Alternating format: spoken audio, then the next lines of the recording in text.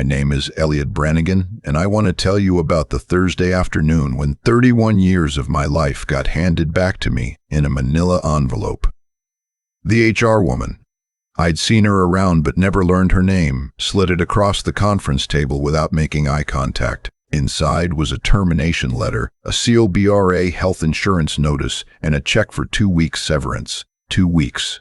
For 31 years. She said something about organizational restructuring and evolving priorities. I remember nodding.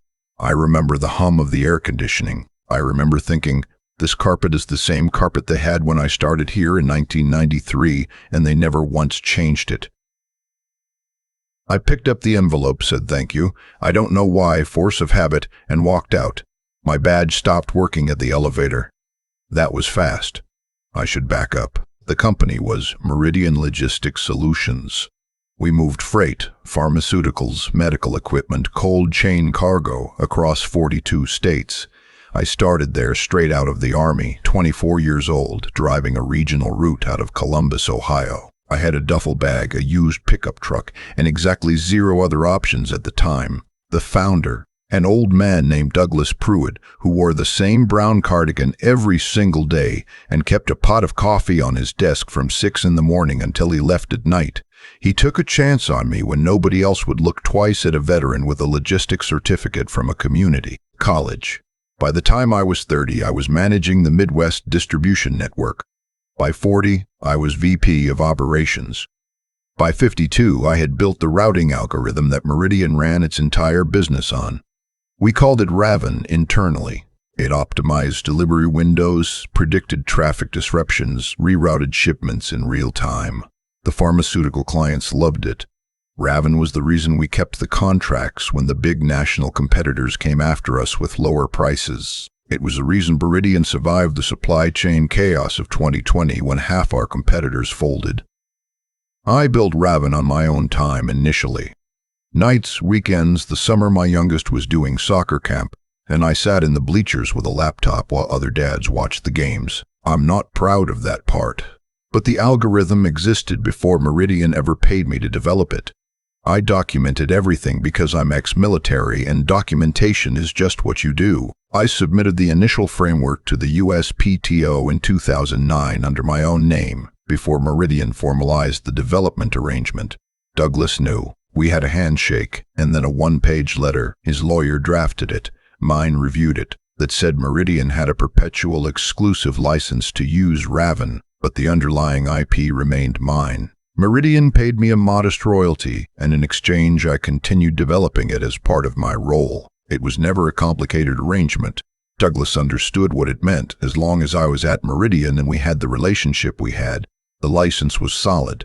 The letter didn't specify what happened if that relationship ended, because Douglas never imagined it ending the way it did. Douglas retired in 2019. His daughter took over as chairman, and 18 months later, she brought in a new CEO from outside. His name was Bradford Klein. He'd spent his career in private equity and, before that, investment banking. He had never run a logistics operation in his life. He wore $800 shoes and talked about digitizing the asset base in his first all-hands meeting while the guys in the Columbus warehouse looked at each other with blank faces. I tried. I gave Bradford every chance. I walked him through Raven personally. I explained the pharmaceutical contracts, the cold chain requirements, the relationships we had built with hospital networks in 8 states. He listened with the expression of a man sitting through a presentation he'd already decided was irrelevant. 6 months after Bradford arrived, he brought in his own team. A chief technology officer from San Francisco, a chief operating officer who had worked with him at his last firm, a VP of strategy who was 29 years old and had, as far as I could tell, never shipped anything to anyone. They started talking about platform modernization and legacy infrastructure. Legacy. That word kept coming up in meetings. Every time I heard it, I felt it land somewhere specific in my chest.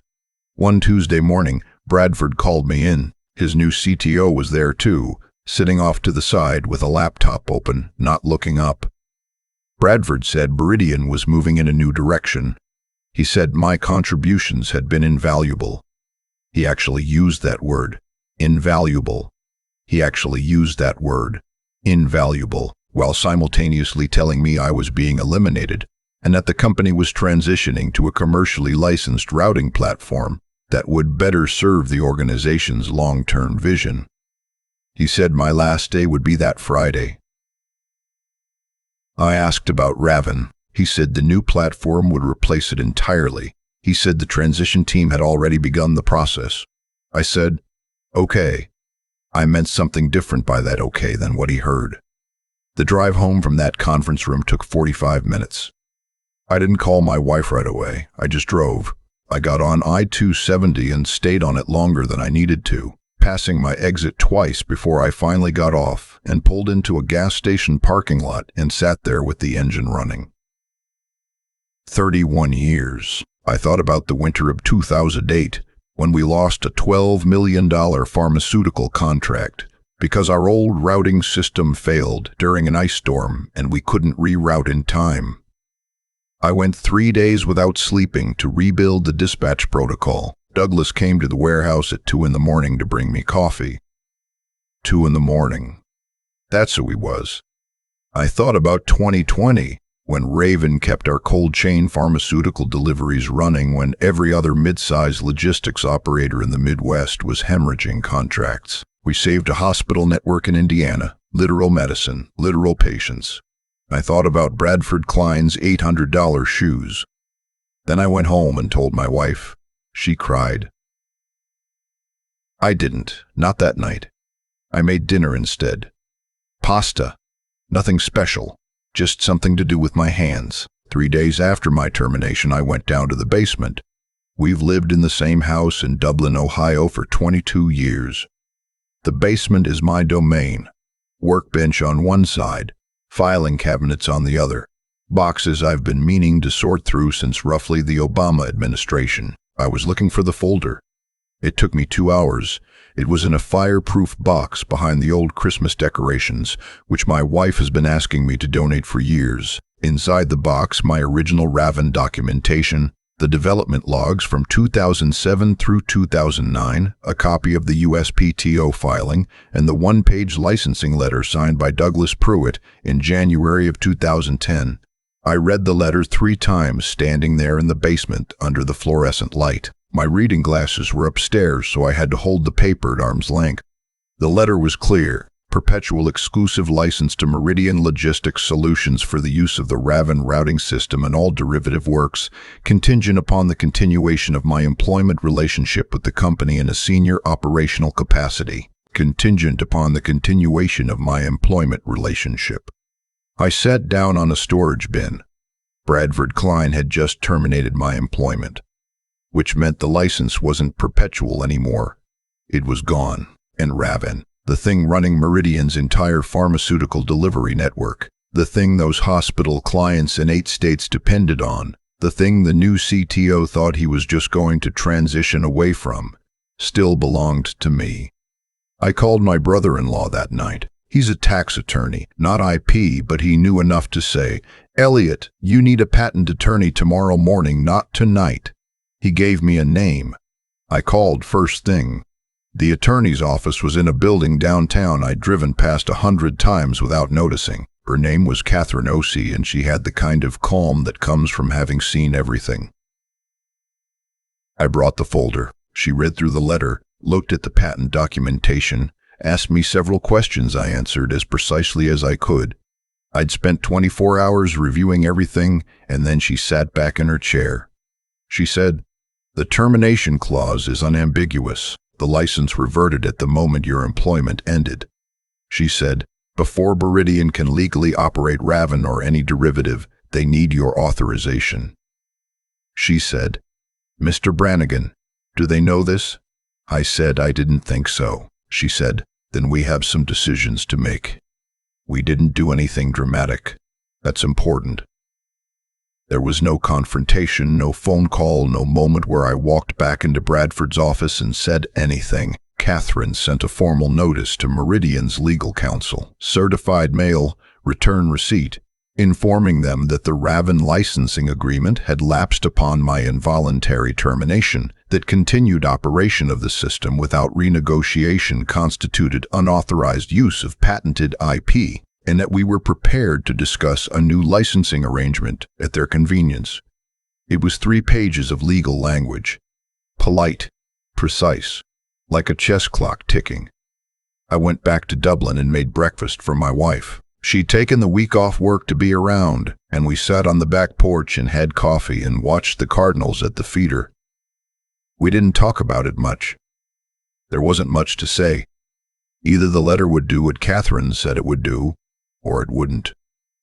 It did. The first call came the day after Meridian's legal team received the notice.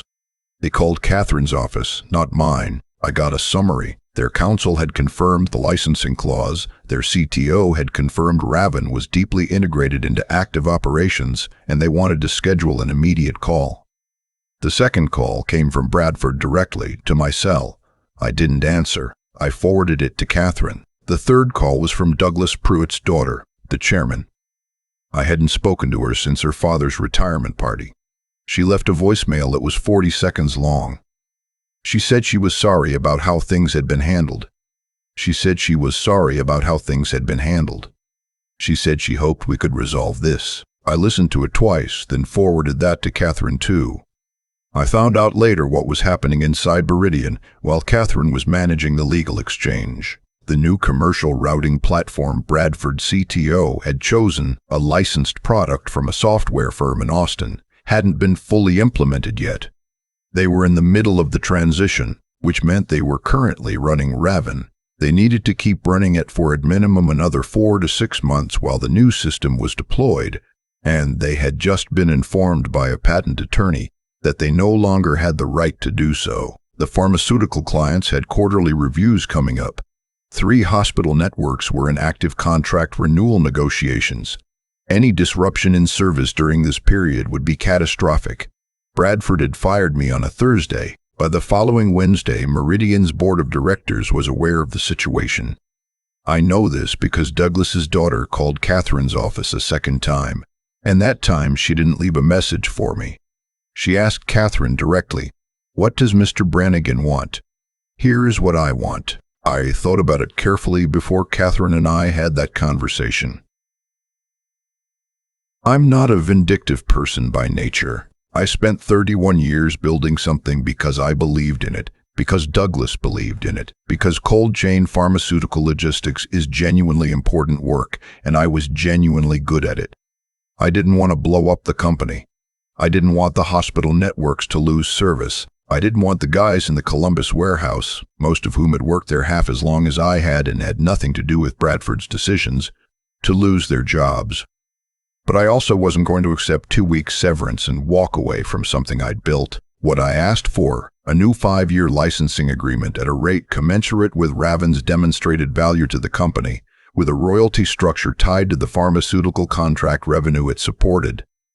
Catherine had a number in mind. I told her to use it. I also asked for something that couldn't be quantified, a formal acknowledgement in writing from Meridian's board that my termination had been handled in a manner inconsistent with my contributions to the company, and that the terms of my original employment agreement warranted a different outcome. Not an apology exactly, just the truce, in writing, on company letterhead. Catherine said she'd never had a client ask for that second thing before. I said Douglas Pruitt would have understood why I asked for it. The negotiation took 11 days. I know because my wife kept a little count on the whiteboard in the kitchen where we usually track grocery lists. Every morning she'd update the number. Day 1, Day 2, Day 11. Bradford Klein resigned during the negotiation.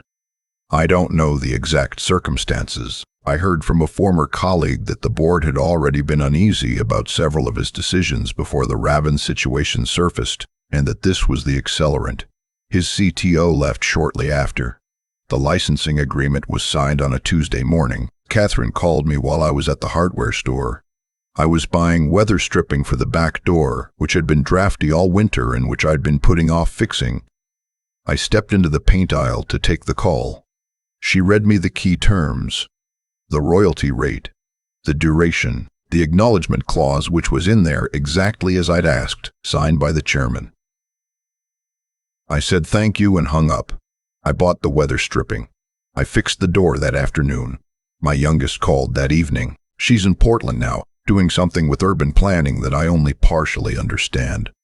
She'd been checking in every few days since the termination. I told her it was resolved. She asked if I was okay. I said yes, genuinely. She said, "Dad, you spent 31 years there. Are you sure you're okay?" I thought about that for a moment. About Douglas's Cardinals at the feeder in the basement filing cabinet and 31 years of a career. About the fact that I would not be going back. The licensing agreement didn't include reinstatement and I hadn't asked for it. That chapter was closed. I said the door was drafty all winter. I finally fixed it today. She laughed. She knows me. That's the story. There's no triumphant return to the office scene because I didn't want one. There's no moment where I watched Bradford clean out his desk because I wasn't there. There's no screaming match, no late-night confrontation, no speech I gave to anyone. What there is, a royalty check that arrives quarterly. A signed acknowledgement on Meridian letterhead in the fireproof box in my basement, next to the original Raven documentation. A drafty door that is finally, genuinely fixed. My father used to say that the best position to be in is the one where the other person needs what only you can provide. He was a union electrician for 40 years in Pittsburgh. He said it about labor negotiations, but it applies broadly. I spent 31 years making myself irreplaceable and then watched someone decide I was replaceable anyway. That's a real thing that happens in corporate America, and if you felt it, you know what I mean. You know the specific weight of it, the way it follows you into the grocery store and the hardware store and sits next to you at breakfast. But here's the other side of that. The things you build don't disappear just because someone decides you do. The work stays. Raven was real. The hospital networks it served were real. The 31 years were real, even if 2 weeks of severance suggested otherwise. They can replace you on the org chart. They can't always replace what you actually built. I didn't plan any of this as revenge. I want to be clear about that. I found a box in my basement and read a letter and called an attorney and asked for what was fair. That's all this was. The outcome just happened to be the outcome, because the math was what it was. The Cardinals are back at the feeder this week, February in Ohio. They're the only real color in the backyard. My wife notices them every morning. She said yesterday, maybe retirement won't be so bad. I think she's probably right. I've had a few months now to sit with all of it, not to process it in any dramatic way. I'm not that kind of person, but just to let it settle the way things do when the noise finally stops. Here's what I keep coming back to. Bradford didn't fire me because I was expendable. He fired me because he didn't understand what he had.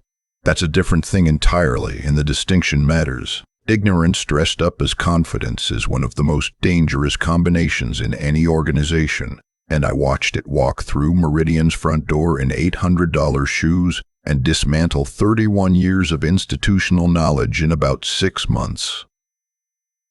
That's not bitterness talking. That's just what happened. What I've learned, and I mean really learned, the kind that costs something, is that integrity in your work is not the same as loyalty to a logo. I loved what I built. I believed in what Meridian did when Douglas ran it. Cold chain pharmaceutical delivery isn't glamorous, but it's real, and the people at those hospital networks in Indiana and Ohio were real, and the medicine moving through Raven's roots was real. I gave that work everything I had because the work deserved it, not because the company deserved unconditional allegiance. There's a line there, and I think a lot of people spend careers confusing one for the other. The documentation habit, keeping records, dating everything, filing properly. That came from the Army, and I never stop. I've had younger colleagues roll their eyes at it over the years. It seemed bureaucratic, maybe paranoid. But the reason I could walk into Catherine's office with a clear, organized case is because I had spent decades treating my own work with the same rigor I'd want anyone else to treat it with. That's not strategy. That's just self-respect applied consistently. What I'm saying is, the habits that protected me weren't things I developed in a crisis. They were things I'd been doing quietly for 30 years before the crisis arrived. And then there's the part about staying calm. I want to be honest here because I think people sometimes hear stories like this and assume the person telling it was cooler than they actually were. I was not cool in that gas station parking lot on I-270. I sat there for a long time. I passed my exit twice. There was a real weight to it that didn't lift quickly. But I also knew, somewhere underneath the weight, that reacting from that place would cost me. Not just legally or strategically, it would cost me something in myself that I wasn't willing to spend. So I went home and made pasta and called an attorney in the morning. That's the whole philosophy, if there is one. Do work worth protecting. Document it like it matters, because it does. And when the moment comes that tests you, and it will come in some form for most people, try to respond from your clearest self rather than your most wounded one. Bradford made a decision based on a spreadsheet and a vision of the future that didn't include the people who built the present. That decision had consequences he didn't anticipate because he hadn't done the work of understanding what he actually had. That's the thing about shortcuts. They tend to be longer in the end. The door is fixed. The royalty checks are quarterly. And this February the Cardinals came back.